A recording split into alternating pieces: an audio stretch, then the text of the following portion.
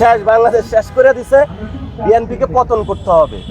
Ranking এ বাংলাদেশের যত খারাপ লোক এগুলারে জেলা প্রশাসক বানাইছে।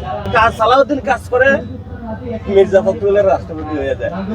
দুষ্ট হলে সরকারের সর্ব এলাকায় আপনারা বিএনপির লোকদের খোঁজা শুরু করেন। এই ভোটের আগে ভোট চাইছো, এখন তুমি কই? বিদ্যুৎ দিতে পারো না, পালায় থাকো। জমাবার আগে চাঁদাবাজ।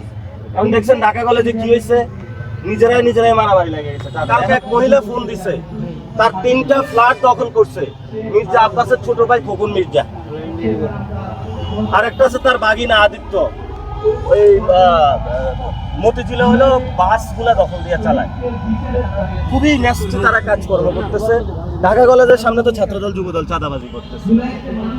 তো এগুলো বন্ধ করবো কিভাবে? আমরা মানুষের পক্ষে লড়ে যাবো। এটা লড়াটা কষ্ট হবে, তারপরে লড়ে যেতে হবে। এই যে কার্ড 2000 কোটি টাকা ব্যয় করে ফেলছে রিসার্চে, 2000 কোটি নাই।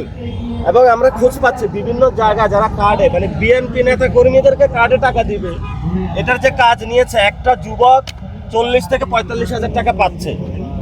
এটা মানে দলীয় নেতা কর্মীদের ভাগ্যটা আরো 2000 কোটি করে দিছে। শেষ, বাংলাদেশ শেষ করে দিছে। বিএনপি কে পতন করতে হবে। এদের কোনো তো সুযোগ দেওয়ার সময় নাই, কারণ গলায় কাটা বিদ্ধ হওয়ার আগেই এটা সারাইতে হবে, না হলে গলার কুজ হবে, পরে অনেক কষ্ট হয়ে যাবে। শেখ হাসিনা সরাইতে যেমন 17 বছর লাগছে। বিএনপি কে ফালাইয়া দিতে হবে। ফালাইয়া দিয়ে জনগণের মধ্যে দরকার হয় কৃষক, শ্রমিক, কুলি, মজুর, তাদেরকে ক্ষমতা দিতে হবে।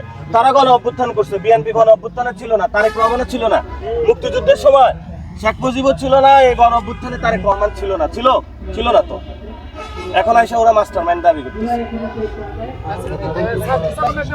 ফখরুল ইসলাম এই 5 মাসে যারা বিভিন্ন জায়গায় হারছে, র্যাঙ্কিং এ বাংলাদেশের যত খারাপ লোক এগুলারে জেলা প্রশাসক বানাইছে, উপজেলা প্রশাসক বানাইছে, পৌরসভা প্রশাসক বানাইছে, সিটি কর্পোরেশনে বসাইছে। কে বসাইছে? মির্জা ফখরুল।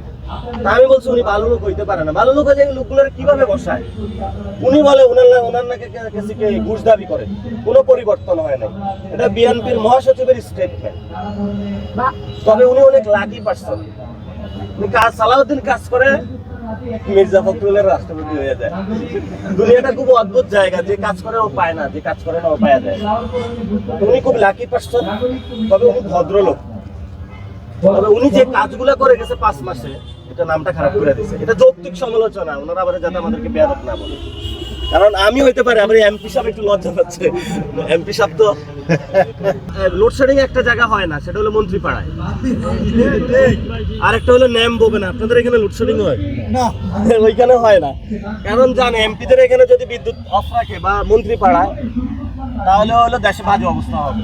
এজন্য জনগণ যারা ভোট দিয়েছেন, ওই এমপি এলাকায় নাই, ওই এমপি ঢাকায় ন্যাম ভবনে বসে বসে এসির হাওয়া খাইতেছে। যারা বাংলাদেশের রাজনীতি করে, আমিও, আমার বাসায় কম যায় কারেন্ট।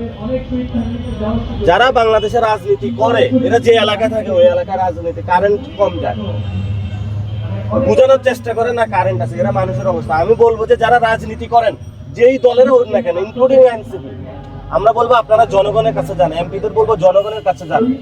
রাস্তায় মানুষ খালি গায়ে ঘোরাফেরা করতেছে পাগল হয়ে, গরম লাগতেছে। এবং সবাই তো সোলার কেনার সক্ষমতা নাই।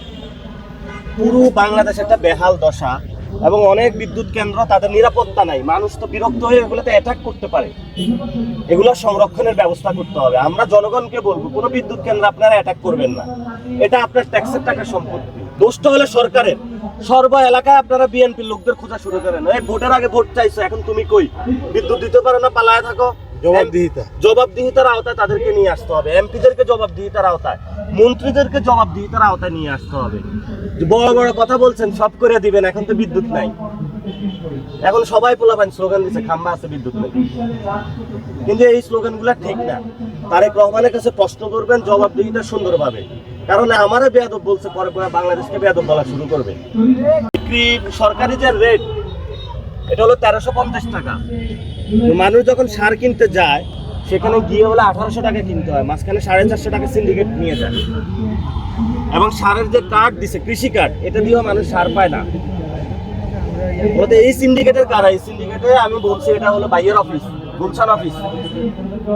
এবং এই সিন্ডিকেটের পুরো বাংলাদেশের হলো কৃষি ব্যবস্থা ধ্বংস করে দিচ্ছে। দেখবেন বিএনপির লোগোতে কি ধান, কৃষি, কিন্তু এটা রাইকা হলো মানে কৃষকদের ধ্বংস ব্যবস্থা করে দিতেছে পুরো কৃষি সেক্টর। তারপরে তারা আবার এই বাংলাদেশে আসতে দিছে কারা? রয়ের প্রধান চিফ মুখ দিয়ে বলতে পারে না যে শহীদ উসমান হাদি ভাইয়ের খুনিরে কবে ফেরত দিবেন, শেখ হাসিনারে কবে ফেরত দিবেন, ডেট দিয়া যান। আমরা শুনতে পেয়েছি হোটেল শেরাটনে 12টা রুম বুকিং ছিল এবং সেখানে সেই রয়ের গোয়েন্দা সংস্থার কর্মকর্তা কর্মচারীরা ছিল। সরকারকে এটা ডিসক্লোজ করতে হবে তারা বাংলাদেশে বসে কি পরিকল্পনা করেছে। সরকার একবার আমেরিকা যায়, একবার চায়না যায়, একবার ভারত যায়। আমি বলবো কোনো দিকে আপনারা দৌড়াবেন না, আপনারা বাংলাদেশে আসেন। আর নাম দিছে বাংলাদেশ জাতীয়তাবাদী বলে, আবার এটা নাকি বাংলাদেশি জাতীয়তাবাদী পলিটিক্স। বাংলাদেশি জাতীয়তাবাদী পলিটিক্স তো দেখি সবার আগে ভারত, সবার আগে চীন, সবার আগে যুক্তরাষ্ট্র, সবার আগে চাঁদাবাজ। এখন দেখছেন ঢাকা কলেজে কি হয়েছে, নিজেরাই মারামারি লেগে গেছে চাঁদারা। এখন আমারই এতদিন বলছে প্রমাণ কই, শয়ে হাজারে প্রমাণ আসবে, দেখবে নিজেদের মধ্যে কামড়াকামি লাগা শুরু করছে। নিজেদের জিয়াউর রহমানের ছবি ভাঙতেছে, খালেদা জিয়ার ছবি ভাঙতেছে, এত কামড়াকামড়ি চলতেছে। এই যে গতকালকে আরেকটা যুগান্তর আপনারা ভিডিও দেখেছেন, ট্রাক থেকে চাঁদা চাইছে, তো ট্রাক ড্রাইভার যে বলতেছে আমি জিয়াউর রহমানের লোক, তারেক রহমানের লোক, তুমি কই থেকে আসছো চাঁদা চাইতে? এই অবস্থা হলো বাংলাদেশে চলতেছে। আচ্ছা, আপনাদের বাসায় কালকে সন্ধ্যার পরে কারেন্ট ছিল, কারেন্ট কই থাকে?